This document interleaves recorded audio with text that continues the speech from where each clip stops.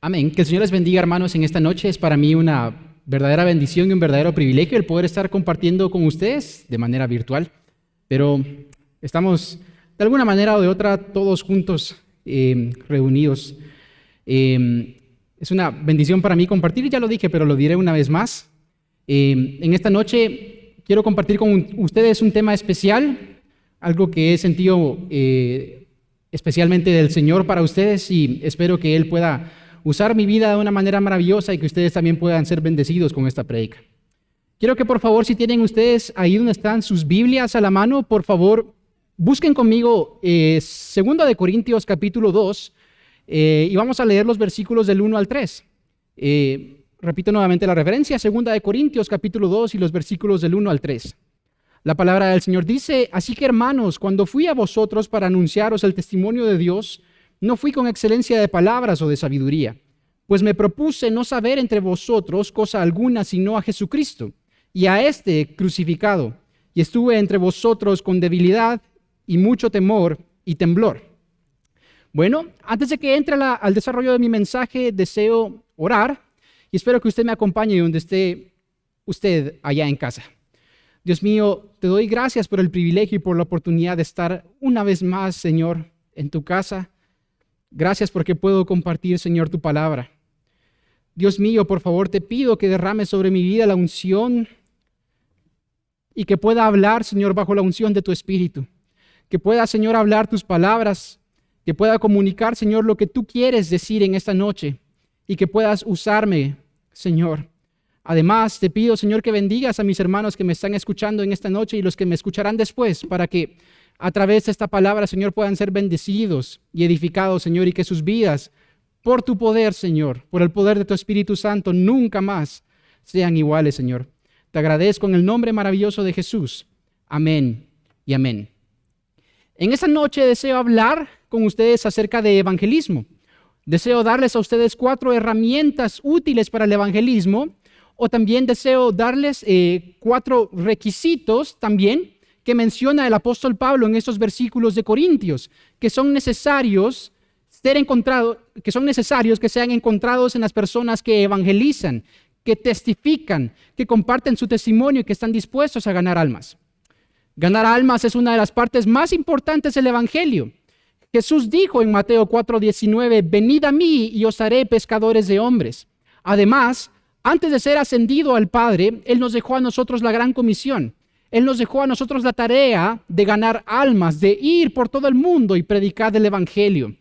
Y para nosotros podamos completar esa tarea necesitamos el poder y la unción de Dios. Esa tarea es una tarea muy importante y muy valiosa, pero ha estado un poco desestimada en los últimos tiempos en la iglesia y por eso deseo compartir y hablar de ella. Deseo en este momento hablar acerca de algo que dijo Charles Spurgeon, el príncipe de los predicadores. Y es que él dijo acerca del evangelismo o acerca de compartir el evangelio con otras personas, que si una persona no tiene deseo alguno de que otros sean salvos, entonces ella misma no es salva, de seguro. Y esto lo dijo porque un genuino nacido de nuevo, cuando nace de nuevo, se arrepiente, se convierte, confía en Cristo, recibe el perdón de sus pecados, es sellado con el Espíritu Santo. El mismo Espíritu Santo que está en él empieza a hacer una obra en su corazón para que su corazón deje de ser de piedra y entonces sus deseos cambien, entonces sus anhelos cambien, entonces su mente empieza a ser renovada por el poder de la palabra de Dios. Y uno de los primeros deseos que experimenta un genuino cristiano que ha experimentado la misericordia y la gracia de Dios sobre su vida es el deseo de compartir el evangelio con otros. Es el deseo de ver a otras personas que sean salvas. Es el deseo de ser genuinamente un pescador de hombres. Y por eso es importante que nosotros meditemos o analicemos en nuestra propia vida para ver si en esta área quizá nuestros corazones aún son de piedra. Sin embargo, no quiero dar un mensaje de desánimo, sino más bien de ánimo. Y darle a entender a usted en esta noche, mi querido y amado hermano que me está escuchando, que usted tiene todo lo que se necesita para ser usado por Dios y para ganar almas. Usted, hermano mío, tiene todo lo que se necesita para que usted pueda traer almas al reino de nuestro Señor Jesucristo. Bueno, a pesar de todas mis palabras, creo que el evangelismo es una de las tareas más difíciles. Y el aproximarnos a personas que ya conocemos de por sí es difícil, ¿cuánto más no será aproximarnos a personas que no conocemos? Sentimos que no tenemos las suficientes herramientas para evangelizar o para hacer la obra del Señor y a veces nos sentimos profundamente mal por no ganar almas. Pero yo en esta oportunidad quiero darle a usted 4 herramientas o 4 aspectos que menciona el apóstol Pablo en estos versículos que son necesarios que una persona que hace evangelismo o que testifica debe de tener en su vida. Los 4 requisitos que encontramos en este versículo de Corintios son, número 1, una persona que testifica o habla del evangelio no tiene que ser elocuente o no tiene que usar profundidad de palabras o sabiduría humana. Número 2, una persona que testifica o habla del evangelio tiene que tener debilidad. Número 3, una persona que habla o testifica del evangelio tiene que tener mucho temor. Y número 4, una persona que testifica o habla del evangelio tiene que tener mucho temblor. Y yo sé que en su vida personal usted ha experimentado cada uno de estos 4 aspectos que menciona el apóstol Pablo, que experimentó en sí mismo cuando fue a predicarle a los corintios. Así que le tengo una buena noticia. Usted entra en el grupo de las personas que están 100% calificadas para compartir el mensaje de salvación y ganar almas. Usted tiene todo lo que se necesita para compartir el mensaje de Dios con otros. Sin embargo, a pesar de todo eso que acabo de mencionar, yo quiero convencerlo un poco más, desarrollando cada uno de los puntos que acabo de mencionar, cada uno de estos 4 puntos o de estas 4 herramientas o de estos 4 requisitos, para que usted pueda recibir fortaleza en su fe y pueda clamar al Señor que lo capacite y que lo llene del poder de su Espíritu Santo y que empiece lo más pronto que pueda a testificar y hablar de las grandes obras que el Señor ha hecho en su vida. Así que vamos a empezar. Número 1, no ser elocuente. El primer requisito que da el apóstol Pablo para predicar el evangelio es no ser elocuente. Y quiero que por favor vayamos a nuestras Biblias, al Salmo 19 y leamos el versículo 7. Salmo 19 y versículo 7. La palabra de Dios dice, la ley de Jehová es perfecta, que convierte el alma. El testimonio de Jehová es fiel, que hace sabio al sencillo. Y con este versículo quiero demostrar 2 cosas, hablando acerca de ser una persona elocuente, o hablando acerca de la elocuencia. Quiero hablar acerca de 2 cosas. Número 1, a la luz de este versículo, la palabra de Dios es tan perfecta que a cualquier persona simple la puede transformar en una persona sabia. Y número 2, la palabra de Dios o la ley de Dios es perfecta, tan perfecta que es la única que es capaz de convertir el alma del hombre. Así que en vez de la elocuencia, aquí están las 2 llaves que usted necesita para evangelizar y para compartirle a otros. No necesita usted palabras muy elaboradas, no necesita usted elocuencia. La palabra elocuencia ya la he usado como 5 veces en este punto, pero es para hacerle entender de que no la necesita. Nada más necesita 2 cosas, la ley de Dios y la simplicidad o darse a entender de manera correcta. Y ahora voy a desarrollar cada uno de esos 2 puntos como subpuntos de este punto. Número 1, cuando una persona comparte con otra, la manera en la que le habla o le comparte a otro tiene que ser una manera simple y sencilla de entender. Porque aquí hay una verdad. La verdad es que el pecador solo responde al mensaje que entiende. Esta verdad la voy a repetir. El pecador solamente responde al mensaje que entiende. Y voy a repetir una tercera vez esta verdad. El pecador solamente responde al mensaje que entiende. Por lo tanto, si usted no comparte un mensaje que esté completamente claro, un mensaje que sea conciso y que le llegue completamente a su corazón, el amigo que va a escucharlo va a responder conforme a lo que entienda y usted tiene que asegurarse que sus palabras sean simples y entendibles. No llenas de elocuencia ni de sabiduría humana, simples, sencillas y llenas de la palabra de Dios. Hablando acerca de eso, quiero pasar al siguiente punto, o quiero hablar acerca de que la ley de Jehová es perfecta, hablando acerca de la elocuencia. Cuando compartimos con otros, muchas veces no tenemos ni idea de por dónde empezar ni por dónde vamos a terminar. ¿Qué vamos a decir? No lo sabemos. Sin embargo, siempre es ideal que utilicemos la palabra de Dios en nuestras bocas, que utilicemos la espada de 2 filos, que es capaz de traspasar el alma de ellos, y la ley de Dios, que es capaz de convertirlos. No hay nada más poderoso que la ley de Dios. Hablando acerca de estos 2 puntos, Jesús tenía a ambos. Cuando el Señor Jesús anduvo en esta tierra y estuvo predicando, Él enseñaba a través de parábolas, situaciones cotidianas, cosas que la gente pudiera entender y que la gente entendía de su mensaje, historias cotidianas. Algunas cosas eran sencillas de entender, otras no, pero aún en las sencillas hay verdades espirituales poderosas que aún se siguen estudiando hasta hoy en día. Y a pesar de la sencillez que también pudiera existir en el vocabulario de Jesús, la gente se maravilló de su doctrina, porque Él enseñaba con autoridad y no como los fariseos, según dice Mateo 7 en los versos 28 y 29. Ahora bien, quiero convencerlo un poco más de que las únicas cosas que usted necesita en vez de elocuencia y en vez de sabiduría humana es sencillez y es la palabra de Dios, es la ley de Dios. Y quiero convencerlo de este punto citando una referencia de John Wesley. John Wesley le dijo una vez a un joven predicador de que él tenía que predicar 90% de la ley y 10% de la gracia. Y esto porque la única manera que tenemos para saber si estamos pecando es por medio del conocimiento de la ley moral. La única manera en la que nosotros podemos llegar a tener conocimiento de pecado y convicción de pecado es a través de la ley de Dios, a través de la ley moral de Dios que está escrita en su palabra. Lo mismo afirma el apóstol Pablo en Romanos capítulo 7 y verso 7, donde dice, ¿qué diremos pues? ¿La ley es pecado? En ninguna manera, pero yo no conocí el pecado sino por la ley, porque tampoco conociera la codicia si la ley no dijera, no codiciarás. La ley obra en nosotros para hacernos conocer de manera efectiva que somos pecadores y nos quita completamente todo este complejo que tenemos como seres humanos de sentir que somos buenas personas, de sentir que hemos hecho buenas obras y nos pone prácticamente en la posición que dice Isaías, que todas nuestras justicias son contadas delante de Dios como trapos de inmundicia. Esa es la obra de la ley y usted por eso tiene que tomar la palabra de Dios en su boca y la ley, los mandamientos de Dios, para darle conocimiento de pecado a las personas que la escuchan y entonces ellas puedan tener convencimiento en su corazón y puedan clamar por misericordia a Cristo, que es el único que puede perdonarlos, que es el único camino y que es la única salvación que ellos tienen.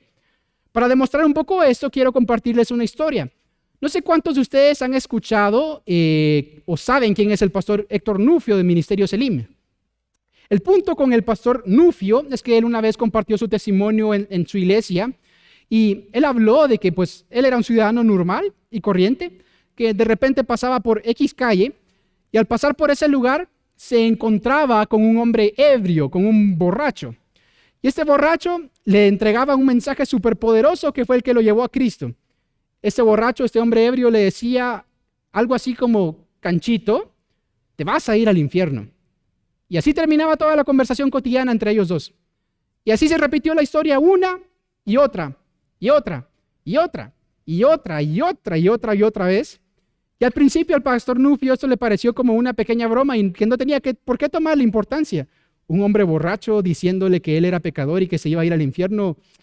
No tenía por qué ponerle mucha importancia, pero después de algún tiempo le empezó a incomodar y él se puso a pensar para sus adentros, ¿cómo es posible de que este hombre pueda juzgarme a mí, decirme que me voy a ir al infierno y que él no pueda juzgarse a sí mismo y a su condición y darse cuenta que posiblemente él está peor que yo? Entonces voy a encontrar una solución a este problema. ¿Cuál fue la solución que encontró el pastor Nufio al problema que él tenía?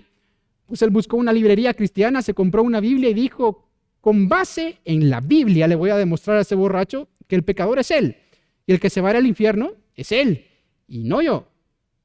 Problema que no resolvió muy bien porque empezó a leer los evangelios y muy pronto se encontró con Mateo 5, muy pronto se encontró con el Sermón del Monte, muy pronto se encontró con los estándares más altos y elevados de Jesús en el Sermón del Monte y se dio cuenta que era un pecador y clamó desde lo profundo de su ser por misericordia y entonces recibió a Cristo en su corazón. Y todo porque hubo una persona que no utilizó la elocuencia ni la sabiduría humana, utilizó la sencillez y de alguna manera implícita la palabra de Dios al decirle algo que el hermano Nufio podía entender. Mira, te vas a ir al infierno. Efectivo. Y claro, hubo mucha paciencia en todo ese proceso entre la primera vez que hubo esta gloriosa frase y hasta la conversión del hermano Nufio. Sin embargo, con esto quiero demostrar este punto. Usted, si no tiene elocuencia, no se preocupe, usted no la necesita. Usted necesita que su mensaje sea claro, sea sencillo y que esté lleno de la ley de Dios, lleno de la palabra de Dios, lleno de la poderosa espada de dos filos, lleno de esa espada que es cortante, que es poderosa y que es efectiva. Eso es todo lo que usted necesita. Bueno, terminamos con esto el primer punto. Usted, para compartir el evangelio con otros, no necesita ninguna elocuencia. Número 2, o segundo aspecto que mencionó el apóstol Pablo. Él mencionó que debíamos de tener debilidad. Y en este punto quiero mencionar Hebreos capítulo 4 y verso 15. Hebreos capítulo 4 y verso 15 dice: porque no tenemos un sumo sacerdote que no pueda compadecerse de nuestras debilidades, sino uno que fue tentado en todo según nuestra semejanza, pero sin pecado. Y bueno, para darle un poco de ilustración a este versículo, puedo decirles que en algún lugar escuché que se dice que cuando dos personas se encuentran y estas dos personas comparten una misma debilidad o un mismo quebranto y tienen la confianza suficiente para descubrirse esta debilidad o este quebranto entre ellas mismas, de repente se crea una conexión que es más profunda, una comprensión que va más allá de nada más un nivel de relación normal. Y que esto es a raíz de que estas dos personas prácticamente tuvieron una experiencia similar en una debilidad, en algún quebranto, en algún dolor, en alguna tristeza. Esto, según escuché, según alguna especie de estudio científico y del comportamiento humano. Y quiero aplicarlo a ese versículo que acabamos de leer acerca del Señor Jesucristo, que Él fue tentado en todo, que Él no es un sumo sacerdote que no pueda compadecerse de nuestras debilidades, sino uno que fue tentado en todo según nuestra semejanza, pero sin pecado. Si hay uno que pueda entendernos en lo que nosotros pasamos diariamente, es Cristo, porque Él sufrió nuestros dolores. Él también pasó nuestras tentaciones, pero Él venció, y en Él podemos encontrar refugio. Ahora bien, cuando compartimos el evangelio con otros, es importante que nosotros añadamos este aspecto de la debilidad. Es importante que nosotros reconozcamos nuestras propias debilidades y que las compartamos con la gente. Y aún mejor que compartamos cómo el Señor se ha glorificado en medio de nuestras debilidades y nos ha hecho fuertes, cómo Él se ha glorificado en nuestras vidas a través de una debilidad. Segunda de Corintios 12:9 dice: y me ha dicho, bástate mi gracia, porque mi poder se perfecciona en la debilidad. Por tanto, de buena gana me gloriaré más bien en mis debilidades, para que repose sobre mí el poder de Cristo. Hablando acerca de gloriarnos de nuestras debilidades y no tomarlas como algo que podamos esconder, sino más bien como algo que tengamos que mostrar para que esto le añada poder a nuestro mensaje, me gustaría hablar un poco acerca de lo que mi papá hacía. Mi papá era un evangelista y él, cuando hablaba en sus campañas evangelísticas, lo más efectivo que él tenía para evangelizar a otros era su propio testimonio. Él había sido una persona que por muchos años había estado entregado completamente a Satanás, visitando más de 23 veces la granja penal de Pavón por distintos delitos. Él tenía en su mano izquierda un tatuaje satánico que él se había hecho en la cárcel. Una persona que había servido a Satanás. Y lo digo de esta manera tan abierta porque la Biblia dice que todo aquel que practica el pecado es del diablo. Pero también la palabra de Dios dice que para eso vino el Hijo de Dios, para deshacer las obras del diablo. Y para eso vino el Hijo de Dios, para deshacer las obras del diablo. Y para eso vino el Hijo de Dios, para deshacer las obras del diablo. Y cuando Él compartía su testimonio, y cuando Él compartía de dónde Dios lo sacó, y cuando Él compartía, cuando escuchó la voz de Dios que le decía: hijo, yo he venido para que tengas vida y la tengas en abundancia. Esto hacía que los corazones de las personas que escuchaban dijeran: este hombre seguramente ha pasado por cosas aún mucho peores de lo que yo he hecho. Y si Dios hizo una obra hermosa en su vida, cambiando su corazón, dándole nuevos deseos y haciendo una nueva criatura en Cristo de ese hombre, seguramente ese Dios puede hacer lo mismo conmigo. Esto también me recuerda a una historia del siglo pasado, cuando había un vocero de la Unión Soviética dando un discurso acerca de comunismo en Londres.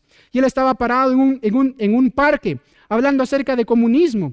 Y él hablaba del comunismo como que si fueran joyas y perlas. Y de repente en el parque se aparece un hombre indigente.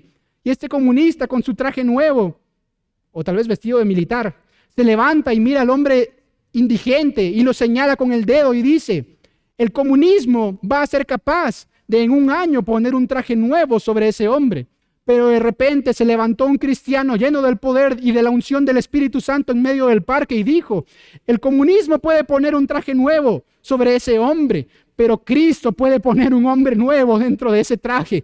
Y solamente Cristo puede poner un hombre nuevo dentro de ese traje. Y esa es la obra del Evangelio. Ese es el poder que tiene el Evangelio de Cristo en las vidas de los hombres. Cambiar y hacer una obra desde adentro del corazón hacia afuera. Esto es un verdadero milagro. Este es, de hecho, el milagro mayor y mejor que puede existir en esta tierra.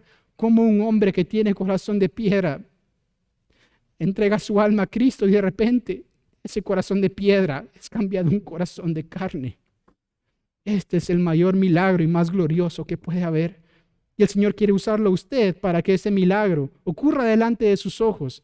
Así que, si usted es una persona que está rodeada de debilidades, que tiene tentaciones, que ha cometido errores, que tiene fallas y aún cosas que nadie quisiera que se enterara, y Dios lo ha redimido de esos pecados, si usted los ha confesado, si Dios ha hecho una nueva obra en su corazón, usted puede sacar eso y utilizar esas herramientas para demostrar su debilidad y cómo Cristo ha sido poderoso con usted y cómo lo mismo que hizo con usted lo puede hacer con otros, porque para Él no hay nada imposible. Para Él no hay nada imposible. Para Él no hay nada imposible. Por último, en este punto, quiero darles una manera práctica de cómo poner esto ya en obra o en acción. Generalmente cuando yo quiero compartir con alguien acerca de Cristo y empiezo a llevarlo por la ley y le abro la palabra del Señor, a mí me gusta ponerme al mismo nivel de la gente y les digo que mi intención al momento de compartirles y de abrirles la palabra de Dios no es juzgarlos, sino más bien mi intención realmente va orientada hacia el amor. No es un juicio, más bien es amor. Me gusta mencionarles de que yo también soy pecador y que la obra de Dios también ha tenido que obrar sobre mi vida. Y que si en alguna cosa esta persona a la que estoy evangelizando ha fallado, de seguro yo también he hecho lo mismo. Si esa persona que tengo enfrente ha mentido, de seguro yo también lo he hecho. Si ha robado, sí. Y Dios ha tenido que hacer una obra de gracia en mi corazón y de arrepentimiento. Si ha quebrantado cualquiera de los mandamientos de la ley de Dios, seguramente yo también lo he hecho. Y por eso no puedo testificar a nadie desde una posición de juicio, sino más bien desde una posición de misericordia, porque quiero que conozcan lo mismo que yo he conocido. Así que no se avergüence de sus debilidades, más bien gloríese en ellas, porque son una oportunidad para que el Señor se manifieste a través de usted y que otros puedan ver la obra maravillosa que Él ha hecho. Bueno, llegamos rápidamente al punto número 3 y quiero fusionar el punto número 3 con el punto número 4, que es tener mucho temor y tener mucho temblor. Realmente el temor es una de las cosas más naturales que nosotros podemos encontrar en nuestra vida y cualquier persona que, por ejemplo, se haya encontrado en la situación en la que yo estoy en este momento puede testificar de que uno tiene temor y quizá hasta las tiemblas también, hasta las piernas también tiemblan. Ya iba a decir eso mal. O sea que es muy natural que uno tenga esa especie de emociones y que uno sienta esa especie como de sensaciones. Sin embargo, hay un temor del Señor que es saludable y que es bueno que lo utilicemos en el evangelismo. Y un temor que es el temor de los hombres, del cual nos tenemos que deshacer y tenemos que vencerlo por el poder del Señor para que nosotros seamos efectivos y logremos compartir con otros. Quiero que por favor vayamos a Primera de Juan, capítulo 4 y verso 18. Primera de Juan, capítulo 4 y verso 18. La palabra del Señor dice: en el amor no hay temor, sino que el perfecto amor echa fuera el temor, porque el temor lleva en sí castigo, de donde el que teme no ha sido perfeccionado en el amor. Bueno, también hablando acerca del temor, aquí les quiero contar una historia interesante y un poco graciosa. Supe que hace algunos años, me parece que en los Estados Unidos había un barbero que durante muchos años se había sentido mal porque él era cristiano y siempre había tenido temor en su corazón por compartir del evangelio con otros. Él era barbero, Así que un día decidió y dijo, este es el día en el que voy a compartir de Cristo con alguien. Así que abrió su barbería y entró el primer cliente y él dijo, bueno, este es el momento, esa es la oportunidad. El cliente entró y lo que pidió fue un recorte en su barba. Así que el barbero procedió a agarrar una navaja, la empezó a afilar hasta que la dejó bien afilada. Y luego que estaba el cliente sentado sobre la silla, este barbero con mucho temor y con mucho temblor, con la mano temblorosa y con los ojos fijos en la cara de su cliente, le preguntó, ¿usted está listo para morir? Y les garantizo, ese día ese barbero perdió a su cliente, pero no perdió la oportunidad de compartir el evangelio. El temor es algo muy particular y muy normal que nosotros podemos tener. El temor, sin embargo, debe de vencerse con el amor de Dios obrando en nuestros corazones. El amor de Dios es la fuente perfecta que nosotros podemos encontrar para vencer cualquier especie de temor que nosotros tengamos al hombre o del hombre. Para darles un poco más de detalle en este punto, quiero compartirles una historia y esto lo hago con autorización de mi madre. Dicen que cuando estaba pequeño, la verdad yo no recuerdo esta historia, esta anécdota, así que si a mí me preguntan, no sé. Pero parece que estábamos en algún lugar donde habían como piscinas y yo estaba pequeño. Tan pequeño tuve que haber estado que no recuerdo realmente que eso haya pasado, entonces realmente sí estaba pequeño. Y dicen que de repente estando en este lugar de piscinas, no sé qué estaba haciendo, pero me caí en una de ellas y parece que me estaba ahogando. La piscina no era muy honda, así que mi mamá procedió muy rápidamente a sacarme. Y lo gracioso, chistoso de la escena fue que, pues, mi linda madre entró con todo y zapatos hacia el agua. No hubo tiempo de ir de ponerse un bonito y lujoso traje de baño o de estarse preocupando, pues, de alguna especie como de vanidad, ni nada por el estilo. De repente, la acción tuvo que fluir momentos, en segundos, ¿no? Y pues ella me logró sacar y no me ahogué y aquí estoy vivo. ¿A qué voy con esta historia? Recordándola ahora que estoy un poco más grande, la verdad es que yo de ella no puedo decir de que sea una mujer muy valiente, sino más bien puedo decir de ella que ella es una mujer que me ama. ¿Por qué puedo decir eso? Porque ella estuvo dispuesta a tomar riesgos y a actuar rápido en favor de mi vida. Y creo que lo mismo aplica para cuando nosotros queremos compartirle a otros o cuando queremos compartir acerca del Evangelio. Cuando queremos compartir acerca del Evangelio, creo que nuestra oración no debería de ser, Señor, hazme un hombre valiente y lleno de fuerzas, de coraje, de valentía.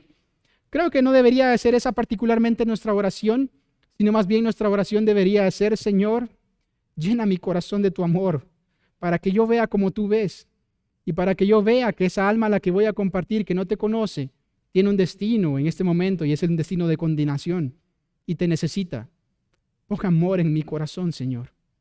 Pon un amor legítimo en mi corazón. Pon amor en mi corazón, Señor, para que no pueda dejar pasar esta oportunidad y comparta acerca de tu amor con esta persona. Bueno, así que haciendo un resumen de estos puntos, tenemos nuevamente 4 puntos que mencionaba el apóstol Pablo. Número 1, hablamos de que no es necesario tener elocuencia cuando compartimos el evangelio con otros.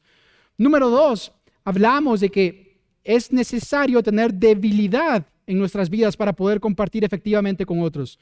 Número 3, tener mucho temor. Y número 4, tener mucho temblor. Y pues yo uní las últimas 2 en una para que pudiera estar junto y relacionado. Creo que en nuestra vida todos hemos sentido alguna vez que somos incapaces. Y si usted ha experimentado en su vida personal cualquiera de estos 4 puntos que acabo de mencionar, felicidades. Usted está en el mismo grupo en el que alguna vez estuvieron hombres como Moisés, como Gedeón, como el rey David, como Jeremías o como el propio apóstol Pablo. Se me vienen a mi mente escenas o episodios, por ejemplo, cuando Jeremías fue llamado y él dijo, Señor, soy un niño y no sé hablar. Y el Señor le dijo de que iba a poner sus palabras en la boca de Jeremías, que iba a capacitarlo para que él pudiera hablar en nombre del Señor. Estos hombres se sintieron así como quizá nosotros nos hemos sentido en muchas ocasiones, pero Dios los usó de manera poderosa. Y si usted tiene estos 4 aspectos, Dios puede usarlo y Dios quiere usar su vida. A manera de conclusión, nada más quiero utilizar un versículo, quiero interpretarlo y quiero que le quede a usted muy profundo y muy claro en su corazón.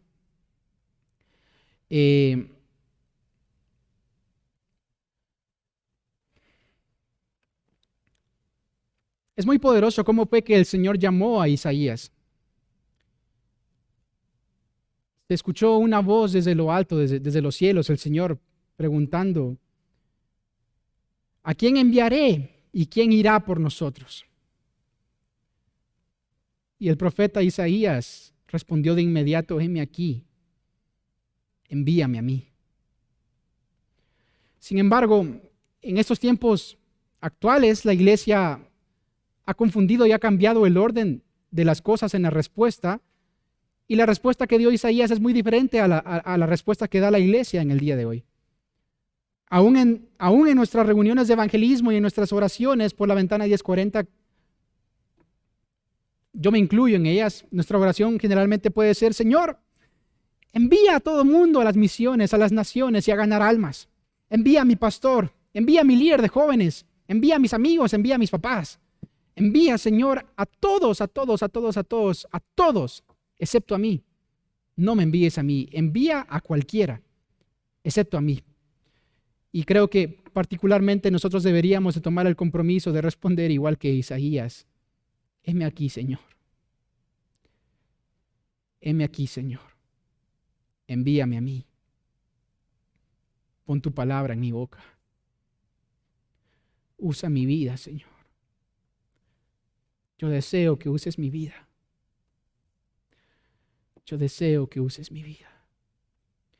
Ahí donde usted está puede inclinar sus ojos y vamos a orar. Señor, aquí están nuestras vidas.